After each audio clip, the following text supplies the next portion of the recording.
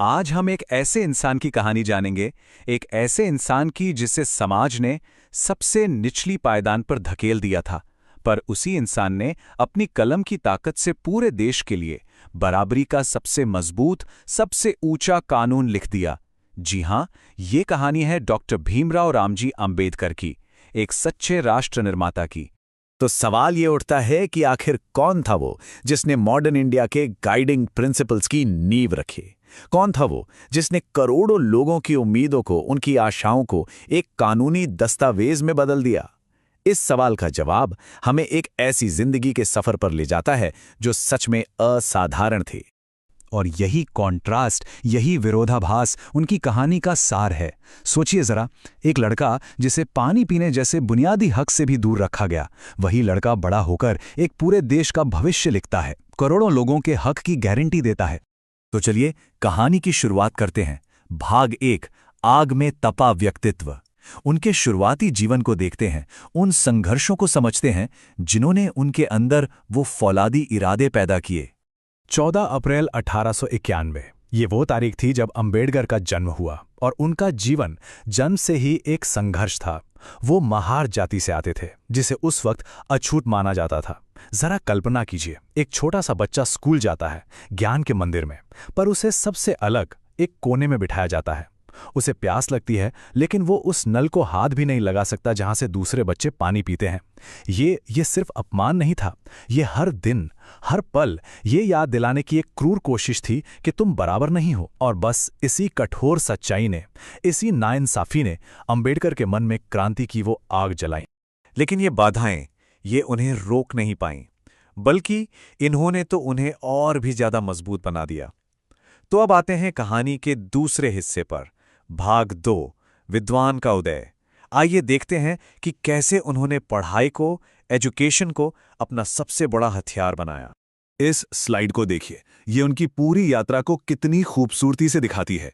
एक तरफ है संघर्ष, स्कूल में भेदभाव, पानी छूने तक पर पाबंदी, और दूसरी तरफ है सफलता, बॉम्बे यूनिवर्सिटी से ग्रेजुएशन, फिर कोलंबिया यूनिवर्सिटी से मास्टर्स और उसके बाद लंदन स्कूल ऑफ इकोनॉमिक्स से पीएचडी।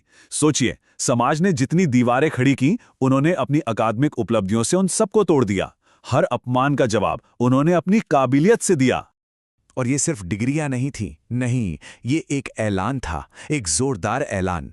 ये पहली बार था जब दलित समुदाय से कोई इतनी बड़ी बड़ी विदेशी डिग्रियां लेकर भारत लौटा था। उन्होंने एक झटके में यह साबित कर दिया कि ज्ञान किसी जाति का मोहताज नहीं होता। अगर मौका मिले तो टैलेंट हर जंजीर को तोड़ सकता है। तो अब आते हैं भाग 3 पर, जनता के नायक। इतनी बड़ी बड़ी डिग्रियां हासिल करने के बाद वो भारत लौटे, लेकिन अब लड़ाई सिर्फ अपनी नहीं थी। अब लड़ाई थी पूरे समाज के हक की, उनके अधिकारों की, और यहीं से उनके जीवन का एक नया अध्याय शुरू होता है। अंबेडकर सिर्फ किताबों और डिग्रियों वाले विद्वान नहीं थे, वो सड़कों पर उतरकर लड़ने वाले योद्धा थे। जैसे कि 1927 का महाड़ सत्याग्रह। यह सिर्फ पानी के लिए लड़ाई नहीं थी, नहीं, ये लड़ाई थी आत्मसम्मान की, इंसानी गरिमा की। फिर कालाराम मंदिर में प्रवेश का आंदोलन। ये एक सीधा ऐलान था कि भगवान पर किसी एक जाति का हक नहीं हो सकता। असल में उनका पूरा जीवन ही इस जाति व्यवस्था के खिलाफ एक ना खत्म होने वाला संघर्ष था। और इस पूरे संघर्ष का एक मूल मंत्र था, एक शक्तिशाली नारा, शिक्षित बनो, संगठित रहो और संघर्ष करो। उनका मानना था कि असली बदलाव इन्हीं 3 चीजों से आएगा। एजुकेशन, जो दिमाग को आजाद करती है, ऑर्गेनाइजेशन, जो ताकत देती है, और संघर्ष, जो अपने हक को हासिल करवाता है। अब कहानी एक ऐसे मोड़ पर पहुंचती है जहां एक इंसान का संघर्ष पूरे देश का भविष्य बन जाता है। भाग 4, भारत के लिए एक नई सुबह। और ये था संविधान के निर्माता के तौर पर उनका सबसे बड़ा, सबसे अहम योगदान। 1947 में जब भारत आजाद हुआ तो एक ऐतिहासिक फैसला लिया गया। अंबेडकर को देश का पहला कानून मंत्री बनाया गया। जरा विडंबना देखिए, जिस इंसान ने जिंदगी भर भेदभाव भरे कानूनों का जहर झेला, आजाद भारत ने उसी के हाथों में अपने कानून बनाने की जिम्मेदारी सौंपी, और यहीं से उनके सबसे महान काम की नींव पड़ी। उन्हें संविधान की ड्राफ्टिंग कमेटी का चेयरमैन बनाया गया। इसका सीधा सा मतलब था कि अब भारत का भविष्य कैसा होगा, देश किन उसूलों पर चलेगा, ये सब लिखने की जिम्मेदारी उनके कंधों पर थी। वो अब सिर्फ एक नेता नहीं थे, वो एक राष्ट्र निर्माता की भूमिका में आ चुके थे। और क्या खूब उन्होंने इस जिम्मेदारी को निभाया। उन्होंने संविधान में ऐसे क्रांतिकारी सिद्धांत डाले जिन्होंने सदियों से चली आ रही नाइंसाफी की जड़ों पर सीधा प्रहार किया। हर नागरिक के लिए बराबरी का हक, छुआछूत को एक सजा पाने वाला जुर्म बनाना, आजादी और भाईचारे के उसूलों को सबसे ऊपर रखना, ये सब उसी संविधान की देन है जिसके वो मुख्य निर्माता थे। और फिर आई वो ऐतिहासिक तारीख 26 जनवरी 1950। ऐसी दिन अंबेडकर की सालों की मेहनत, उनकी लगन, यानी भारत का संविधान पूरे देश में लागू हुआ। और इसी दिन भारत सही मायनों में एक sovereign, socialist, secular, democratic Republic बना। एक ऐसा देश जहां कानून की नजर में हर कोई, हर नागरिक बराबर था।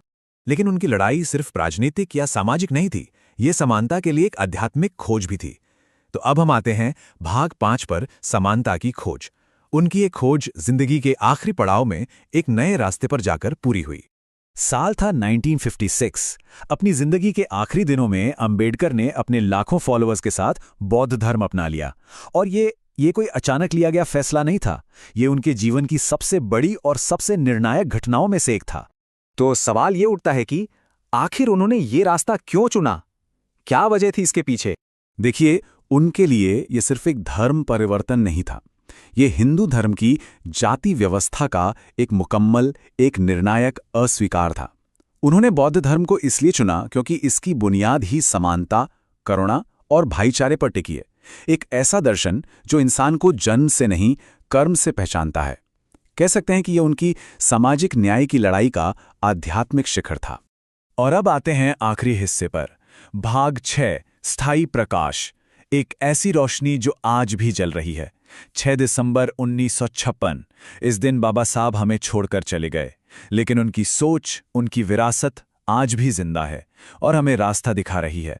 बाबा साहब अंबेडकर की विरासत सिर्फ संविधान तक ही सीमित नहीं है, बिल्कुल नहीं। उन्होंने महिलाओं के हक के लिए, मजदूरों के अधिकारों के लिए भी जोरदार आवाज उठाई।